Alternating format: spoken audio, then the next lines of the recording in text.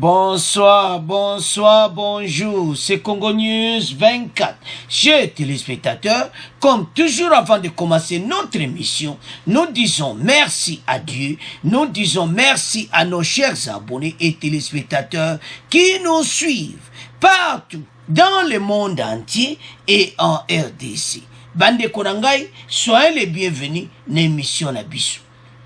Point lelo eza somo. Pourquoi? Et yindi Kabila aza poursuivi na Dan Dakler. Ponani, balobi bango, relation na bango et bombi batebili. Alors, on va commencer d'abord cette émission avec Motonde.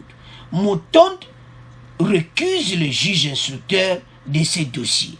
Motonde a lobby que il faut pas changer Motomosus. Après si ba raison est valable, alobi Moutouana za magistrat Sikoyo. Dans l'exercice de ses fonctions, pendant plusieurs années, Azaki conseiller politique du DG de la DGM. Donc, en double qualité politique et agent d'administration, alors, le colasala qui déjà n'a pas service na biso, alors, il faut pas changer parce que selon la loi où il a évoqué avocat alors il faut pas changer juge Moussousou. Alors bande konanga toko développer ensemble. Deuxième point chez téléspectateurs, oyo balobaka eyindi li Kabila. Bande konanga eza somo. Ba américain baza ko accuser Kabila na dans des clairs eti relation na bango et bomi bato ebele. À coûte à la RDC, notamment en termes de vie perdue. Donc, bato bakoufi ebele. Na partenariat na bango, économie à RDC koufi, pour na partenariat na bango, bate koza so mon émission, oyo, tous à la connecter, pour mena Kabila partenariat na dans d'Angleterre est commis en danger. Alors, toko développons ensemble. Alors, chers téléspectateurs, premier point d'abord, Isaiah Kalev Motonde. Bande Konanga, Kalev a sengiba changé juge instructeur à dossier naï. Motonde recuse le juge instructeur de ce dossier. Bande ko azo senga yango oyebika batoyo. Donc, j'ai dans ma tanka keleka. Mais,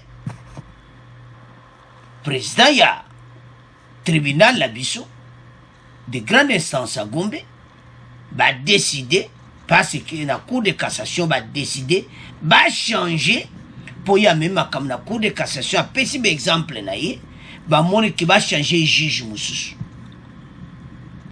Motonde azoluka ba moyen nyonso mais à l'équipe justice na mayeliti. Babi problème ezati. Toko changer oui. Bande konangai azo gele masulu. Azo gele mais aye baka ki makale za kozela ye. Alors, qu'est-ce que l'on est le cas qui to tchebino pour toujours ba bonito tanga. Mais diane biso za solide na RDC. Kalev Motonde, ancien administrateur de l'Agence nationale de renseignement, recuse Robert Nkumbu Fanzu, avocat général près de la cour d'appel de Kinshasa Gombe et instructeur des dossiers les concernant. Alobi que Batouana na musala o basalaka liboso avant bakoma magistrat bakokite ko traiter dossier na yi a pesi exemple.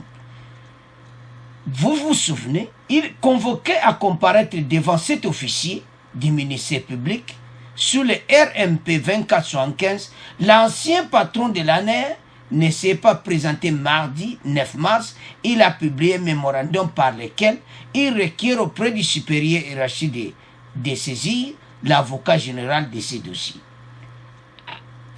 Bimisini na ye na cour de cassation. Alobi parce que kuneza dikolo ya tribunal à Gombe. Alobi voilà pourquoi nga nazo kende te. Apesi ba raison na ye pona mutu asimi dossier na ye. Bandeko. moto asimbi dossier na ye ayebi mais eza lokolo kimi mbula okoti na ebale okopola no kati donc ye amoni kaka no bachange moto mosusu bandeko ntango oyoka origine ya moto wana motondo aza na problème sérieux moto wana ayebi motondo très bien oyo bapesaki ye dossier wana c'est-à-dire ayebi makambo nyonso motondo aza kosala motondo mayele esili ye azoluka eloko nini asala mbala mo ake na cour de cassation tala moto aza kosala na direction ya DGM oyo boyebi ka DGM eza mpe relie na baaner tout ça alobi tala place aza kosala donc na ndenge wana mwaiti alors bandeko na ngai eza somo mais avant de progresser toyoka extrait oyo bandeko na nga bongo to continuer mission na biso po eza somo awa motondo yakanisi akosisa justice mayele mais justice bayebi ke azojwane kaka temps ayebake nzela silemba makala ezozela ta retarde yango bokoyoka suite mais toyoka nano extrait oyo Caleb Mutondo mokonzi ya kala ya ANER misala ya Bukengi me aikolo Congo démocratique kasingi na cour ya cassation kolongola na bulukiluki magistrat oyo azali kokoba kolandela ye. Caleb Mutondo yanola kite na mbele ya mibale ya magistrat ya cour d'appel mpe ya lobi mokambi ya sika ya ANER apesi ndingisa te pe magistrat yango azalaki OPJ ya misala ya Bukengi. Alors bandeko na ngai boyoka siko justification na ye. Caleb Mutondo justifie cette récusation. D'abord par le fait que le magistrat instructeur, dans l'exercice de ses fonctions pendant plusieurs années, de conseiller politique du DG de la DGM, à sa double qualité de conseiller politique et d'agent de l'administration, avait été affecté à son temps par la DGM en tant que membre de la commission des OPJ, des services d'ordre, de sécurité et de défense de la RDC qui siégeait à l'ANER. Alobi tata oyo azaki DG conseiller politique ya DG na DGM. Et puis azalaki na commission ya OPJ ya ordre de sécurité et ya défense ya RDC oyo bazalaki kosangana wapi na ANER. Mutondo alobi mutu ayebi ngado na sa motema kwa. Mais mutu yo wana mutondo na sa motema ne sikonde azo boule déjà. Mais tipo ayebi ngadi. Tipo mwana wanga na makambo epana ezate. Bo comprendre ngadi. Bo yika ko comprendre mais mutu na simi dossier. Azaipe ko sala na koya na ANER. Ko traiter ba dossier à ANER. Wana za conseiller politique à DG à DGM. Mais azoya la commission na ANER ko sala ba masolo alors mutu ndenge wana selon ba loi ya justice na biso akokite ko simba dossier na ye parce que déjà ayebaki. Omoni pone apesi donna bakawana normalement eza na ka oyo bakomona faveur mobwe koya moto ayebi akosa msuti donc moto wana pena ayebaki motondo basayi pena kosolola na kati ya ANER so awuti na badossier ne wapi na DGM bandeko eza ya koyinda na émission oyo donc motondo apesi oyo kaka vraie raison donc na baloi na biso moto wana kosa msete il faut changer moto mosusu. Avançons. Il a y examiné certains dossiers dont il est aujourd'hui magistrat instructeur selon M. Caleb. À lobby, il y a un année à examiner un dossier moussous. Donc, il est aujourd'hui magistrat instructeur. Donc, na kanaï.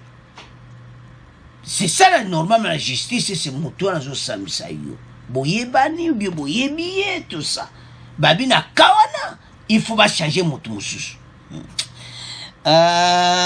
Moto na pena yebi très bien. Donc moto nda vandi na palais. A petit boule. A petit boule baluka nani yango akosambisa ye avocat ne découvrir moto azosambisa babime oyo te d'une manière d'une autre oyo so asambisi nga directement nzela selemba parce ayebi nga akoyebisa yo ke jour boye ozalaki boye alors bango bazwi pont alors sikoyo bazochanger avocat mosusu bande magistrat mosusu instructeur ya dossier na ye parce que ce n'est pas un seul mais un groupe oyo bakotravaille na dossier wana mais moto aza oyo aza pena kosimba yango magistrat wana ayebi motonde azali koya na bacommission na ane il a eu examiné certains dossiers dont il est aujourd'hui magistrat instructeur na mosala oyo asalaki ya service ya commission ya OPJ bandeko na nga bato oyo azosomba na etan mais tant wana to yo sombi bakongole bazozela bakongole bayebi makambo oyo osala bandeko situation motonde ekomi na niveau moko aza na place ya kokima te lobakaka baton azozwa peut-être ye azoleka bendana mais bafrontière nini akoleka ye motu nyonso ayebi bon suka deki akosala so nde nini mais ezomwana clairement ke il sera aux arrêts aza na place te donc dossier na ye donc aza na problème sérieux parce que bato bafundi oyo baza ebele bakokotika yo te makambo oyo asala na aner bakotika ye te alors bandeko na nga tant tu ye azozwaka makambo ezoyela ye mpe ebele parce que bazozwa mpe bapreuve alors toke siko na oyo bakopesa ya sika to nazomona ntina te eza lokola kaka parce que les dossiers eza les mêmes dossiers kaka moto akotraite aza moto mosusu alors bamanevre to baosala manevre mpo bato oyo basala bakope ti ye akoma baya opesa moto mosusu oyo akotraite dossier natino bacongolais bafungoli miso magistrat bazochange il faut azala magistrat moko ayebi bango te alors moto wana mpe il faut batala ye bien parce que ekozala kope ekoleka mpe kaka boye basambisi ye mpe batiki na bango ye or badossier ye aza nango akoki jamais kotambola na nzela alors juge wana monsieur Robert Kumbu Mpanzu oyo azalaki conseiller politique na DGM oyo aza kotravaille koya mpe na aner donc ayebi ye alors apesi dossier sikoyo na magistrat instructeur mosusu. Il a évoqué en outre le fait que malgré l'avis négatif de l'administrateur général de l'ANER, le même magistrat tient à engager des poursuites contre lui, ce qui démontre, d'après Kalev Mouton, l'acharnement, l'inimité, une manœuvre de règlement de comptes personnels. Le que Moutouana paye. Et ça, le cola, azo salaba règlement de comptes pour épanaï. Mouton de ça, le règlement de comptes n'est pas congolais. Il faut régler. Il faut aussi ça ma solo na yo. Ma solo na ba congolais pour ba mon appelle ba à l'aise. Que justice c'est ça le ma solo. Yo kota na kati ya 4000. Pourquoi na kata ozo koma? Ma solo wana kuna na kati ya makala. Ozana problème sérieux. Bandi koranga mouton azozwa tanaye mais aleki justice na mayeliti. Ba yebi oyo azosala. Ba yebi tanyo so yazozwa. Mais bandi koranga ba preuve ya pesi ezana ngo réel na cour de cassation. Que mouto ayebi yo akosa msote wana ezana ngo direct. Siko ba pesa ye na juge mususu. Bande wananga eza mobulu do nenga zona nazo mwandeni akubikati alors tutika ngona bino tokomokende na deuxième point. Bande konanga deuxième point eyindi les centuries Kabila et Dan Jetler akuti na RDC de vie perdue, donc ba vie penza et en termes de vie perdue. Tala kafumba na article. Donc eyindeli Kabila. Tozo yebate ndenge nini do bako survivre na makambo parce ezo ya minene. Eza ba américain mutu ba akizi. Les centrio bande konanga bakangisa bato ebele na monde. Eza ONG américaine o batala kasiko kote makambo balikonda na makambo ebele. Awa balobiki partenariat na bango. Donc Kabila ça na problème sérieux. Partenariat na bango na Dan Jetler a beaucoup coûté à la RDC, notamment en termes de vie perdue. Wana de Centri, Bisozotanga. Fondateur de Centri affirme que le partenariat de l'ancien président de la République Joseph Kabila avec Dan Jetler a coûté beaucoup à RDC, notamment en termes de vie perdue. Batouba Koufi Beli. Bandeko, homme d'affaires israélien, a Salama Kambo Bele na RDC. Vous vous souvenez?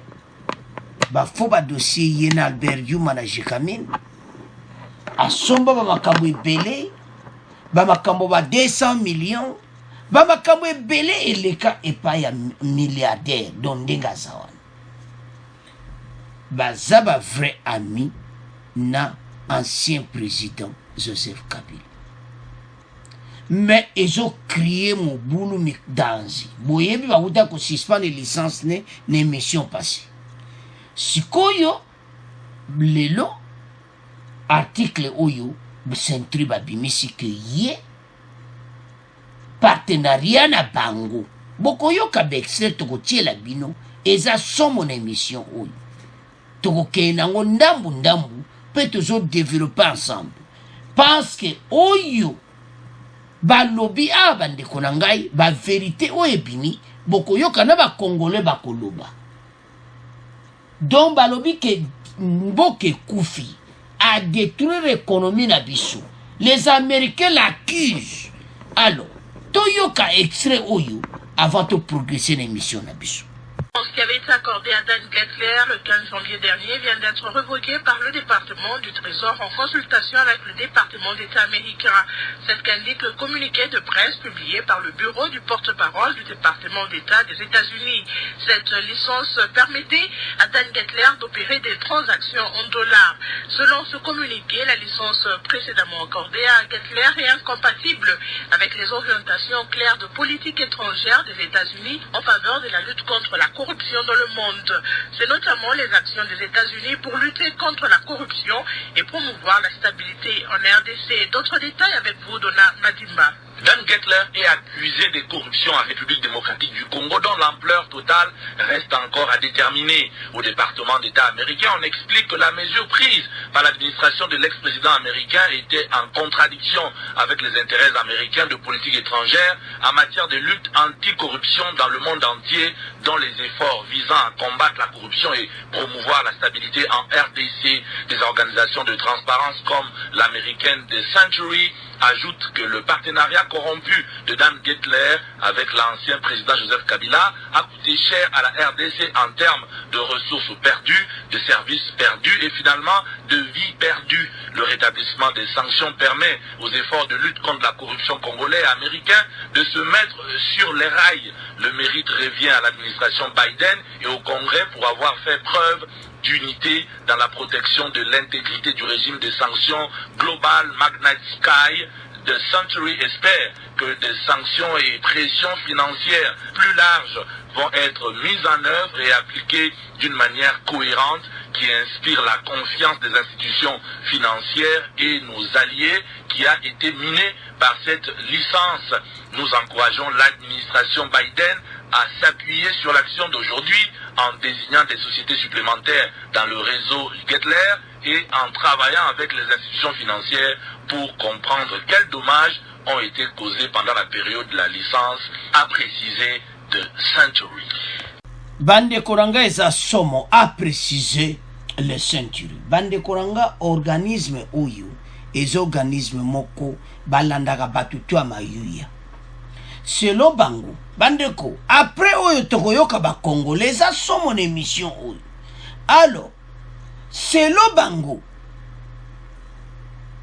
batu na EDC bakufi na ndenga mukiti donc eza pasi bandeko na ngai la situation est vraiment catastrophique donc nde batu baza kokufa wana donc perte de vie humaine partenariat bango mibale ezoboma batu donc business ekute économie na biso eza somo bandeko na ngai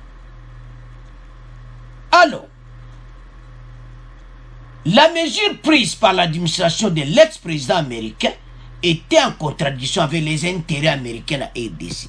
Donc ndenge balongola ki ndenge ba permettre ki liboso licence wana donc ezaki contre partenariat RDC na ba américain.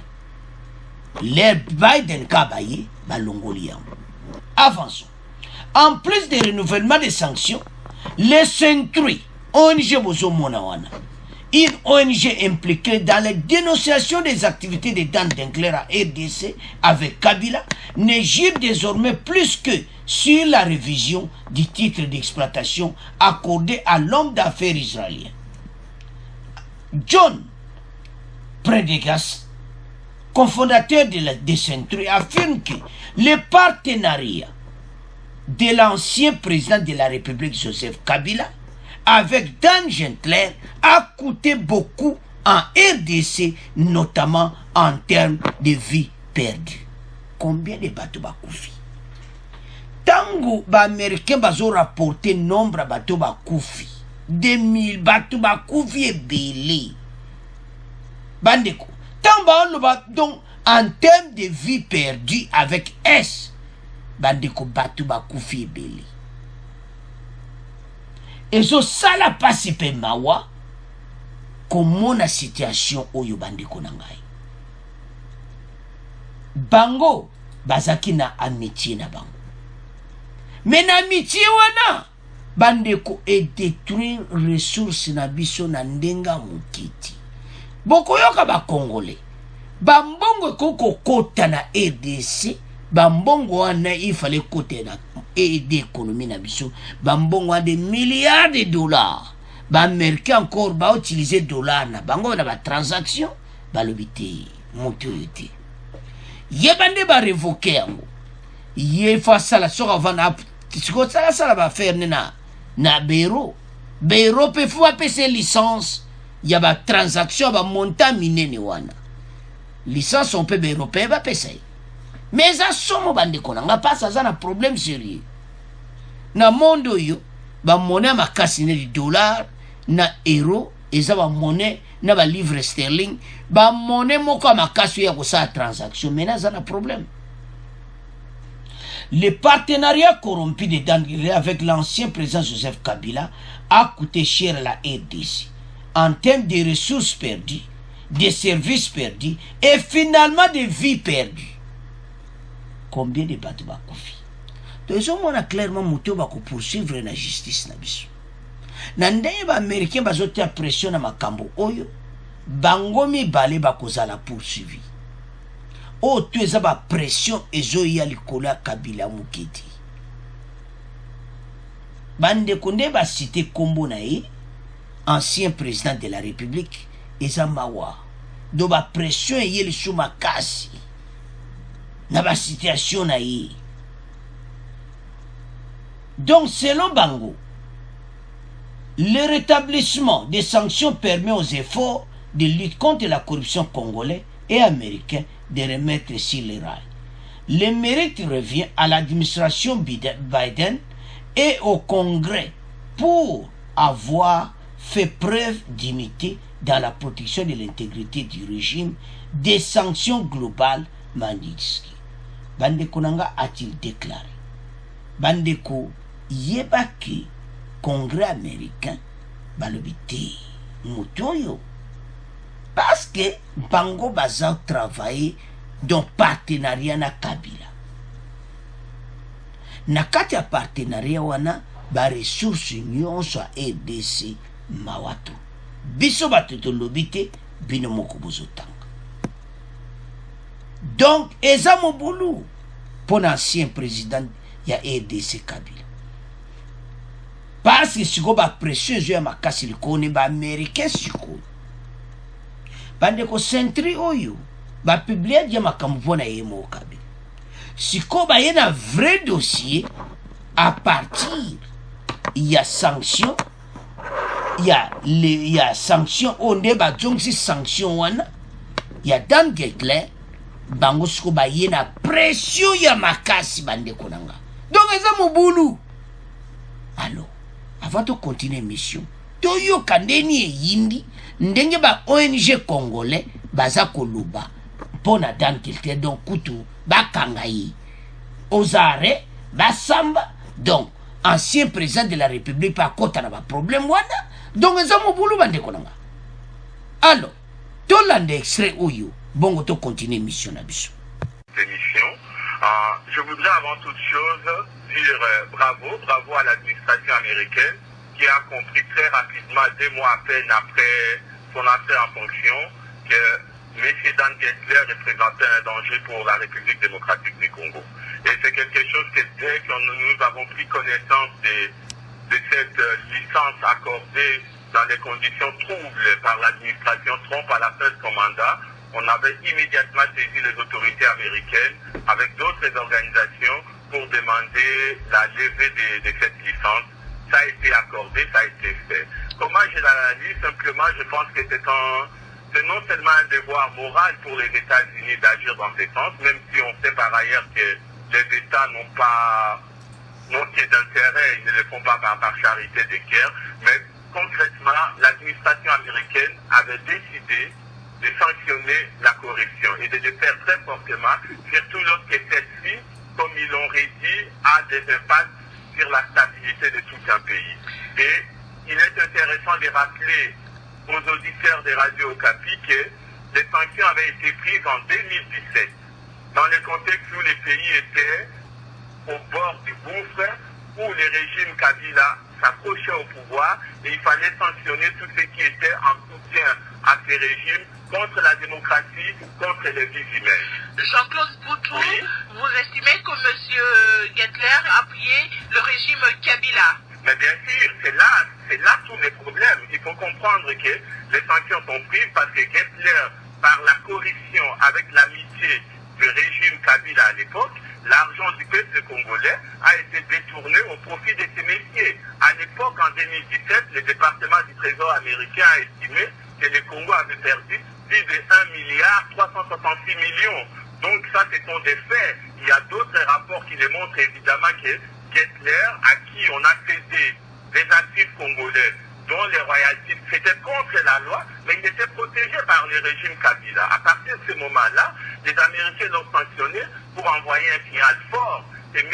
Trump qui a enlevé cette mesure dans les conditions les plus troubles et les plus opaques, et maintenant au décès, ils n'ont même pas pris la peine de demander ni l'avis des services administratifs du Trésor américain, ni même de consulter leur ambassade à Kinshasa. Et donc tout de suite après cette levée de mesures, cette licence, on a vu une campagne médiatique forte, on a vu l'achat des membres, d'une partie des membres de la société civile congolaise qui sont passés dans les médias pour dire que Getler est un honnête homme, il n'a jamais rien fait, et pour preuve, les Américains viennent de lever les sanctions. Et qui était faux, les sanctions n'ont pas été élevées. Et dans ce sens-là, je voudrais apporter une précision pour les auditeurs qui vont nous suivre, que M. Franck Kouamba, vous l'avez présenté comme directeur d'une création du média, c'est vrai, mais il est aussi en conflit d'intérêts parce qu'il vient d'être nommé, il n'y a pas longtemps, membre du conseil d'administration des Abisso, donc il travaille pour M. Getler et il vaut mieux que les auditeurs les sachent. Vous venez de le dire tout à l'heure, il y a plusieurs rapports qui pointent du doigt cet homme d'affaires israélien dans la corruption et le blanchiment d'argent. Est-ce qu'il y a des faits concrets, parce que lui-même a rejeté toutes les accusations contre lui? Oui, il y a des faits qui existent. Outre les rapports des départements du Trésor pour les sanctionner, qui énumèrent toute une série de faits, la Fondation Kofi Annan avait fait aussi un rapport qui montrait les pertes de Dan Getler. Au-delà de ces remarques, nous-mêmes, en tant qu'acteurs de la société civile congolaise, nous avons mené des études. Je vais prendre un cas concret parce qu'il est d'actualité. Le M. Paul Fouamba pourra bien nous en parler puisqu'il est dans le conseil d'administration des Abisso. Les royalties sur les métalcodes que Dan Gettler a acquis et pour lesquels il donne 30% à la population congolaise comme don de participation des Congolais pour profiter de leurs richesses minières. Alors que pendant 20 ans, il a profité de ces richesses, il n'a pas pensé à les partager. Alors, chers téléspectateurs, on va le bombe et quoi. Donc, plusieurs années, dont 20 ans, au partenariat entre l'ancien président Kabila et Dan Gettler. Bisogno soto landiwana. Bandeko économie n'a pas perdre des milliards de dollars. Ba milliards wana oyi bango ba kenango. Na partenariat oyo. Économie a pays par terre. Bandeko situation oyo zoyara ndenge moko ya mubulu. Donc ancien président de la République a comme un problème sérieux. Parce que ndenge makambo eza koya. Ba américain bazoya na pression moko boui. Donc nazo mona te ndenge nini makambo yo Kabila et Dan Gettler bakosukela yango comment. Balobi ba marché ne par exemple. Ba marché na nyonso ba corps na nyonso mini ezaki jamais ko passer boye, ezaki ko passer en coulisses, yé basololi nena, yeme makambo sanini etamboli. Yango ba américain babiti motoyo il faut to coincer. Tant ba coincer Dan Gettler mbala motala rapport ebimeli Kabila. Et le que so ezo ya mobulu passe batangi bato bakufi. Babi ba vie men do batu pena bakufi. Des vies perdues. Na partenariat na bango. Butala nanu. Ba ressources ba mbongo na bisa aider so Congolais zo kufanzala ba milliards de dollars ba kenango. Et puis ba vie men et ça perdu. Na so ibate bato ba comme na problème sérieux. Pour les Américains très bien. Ndenge ba bandi pression bo bandi konanga ya kwa makamu susu. Parce que Saint-Louis balandaka déjà yeme bandakala. Balobaki yeme tout ça balandaka bandaka mais ce qu'on a dossier oyo. To tcheli bino botanga. Et c'est difficile. Donc situation peneza mobulu. Ndeto lobawa. Kingankati, Lubumbashi, partout eza kunyingana. Babi, mais awe sa mobulu. Donc, yaya a comme un problème sérieux. Parce que, ndebo landi bandikwa, ONG va expliquer, yango ba pesi bravo na ba américain. Sikoyo, bal ezo koma kipesi. Ekusuka ndenge nini. Ekosuke parce ba pression nde mutu ebandaka kolanda mutu ti mutu amoni moete yaya benami peut-être ayebaki yango avant peut-être ba voyage mikolo ezali nango ko tester terrain côté wapi donc bon comprendre ka mais station eza mobulu parce que balobi ke partenariat na bango ba vie humaine bato bakufi ebele badeko tabazolo baboza somo. Directeur adjoint de la politique chez de Saint-Louis se régit du renouvellement des sanctions américaines qui pèsent une fois de plus en plus sur Dan Gettler. Elle soutient pour sa part que cette reconduction des sanctions est une victoire pour les efforts des Congolais. En croix, Dan Gettler a été au cœur d'un système qui a perpétué la pauvreté des Congolais. Bande kweza somo makamwato tchebele wanati. Donc, qui pauvreté na biso penda nemboke ko par terre, tata wana bango balé partenariat na bango. Ba dollar américain fallait kota na trésor public, ba trésor ba mbongo wane ke wapi na partenariat ya bango mibali. Biso ba tout lobiti. Et ça bien écrit. On en croit que Dan Gettler a été au cœur d'un système qui a perpétué la pauvreté des Congolais et pour elle combattre son système est essentiel. C'est une victoire pour les efforts des Congolais et les États-Unis. To féliciter ba organisation ba Congolo nyoso balanda ki dossier oyo. Bandeko ba titre minier de mobulu bandeko nanga. Avançons. L'avocat général Brad Brooks Rubin, avocat général de Saint-Louis, invite l'administration Biden à tourner la page du processus dommageable qui a permis à Dan Declercq d'être détenteur de la licence d'exploitation minière dans le premier lieu. Cet avocat général plaide pour des sanctions et des pressions financières, plaide large même pour des sociétés supplémentaires dans les réseaux de Dan Declercq. Sikoyo bazo pese sanction ya bambongo azongisa ba congolais et parce que na ba perte ba vie humaine na ndenge comme si RDC pauvreté donc bango mibale na ancien président ba yokana ndeni bako dédommager peuple congolais bande koza mobulu do situation pena ndenge zokende eza mobulu bande konangai. Cet avocat général plaide pour des sanctions de pression financière.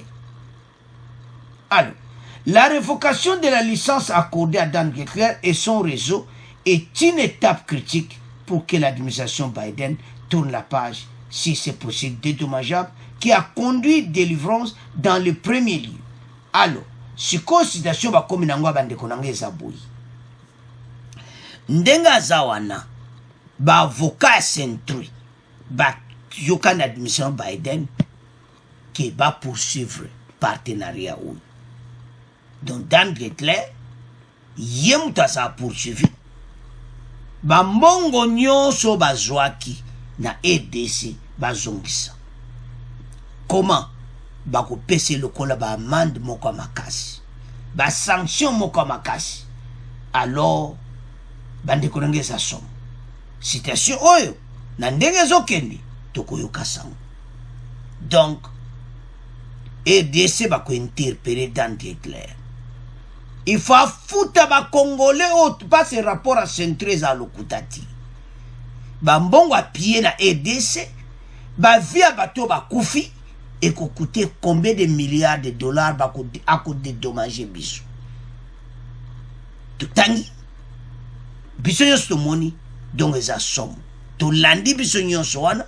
Donc, nous avons perdu des milliards de dollars. Alors, bako senga bango était, il faut mbongo wana. Et ça nini, et zonga, et pas ba congolais. Alors, bande konanga, et ça somme, c'est à ce point de comment clôturer l'émission à Bissou. Bon, abonnez massivement. Au revoir, à la prochaine.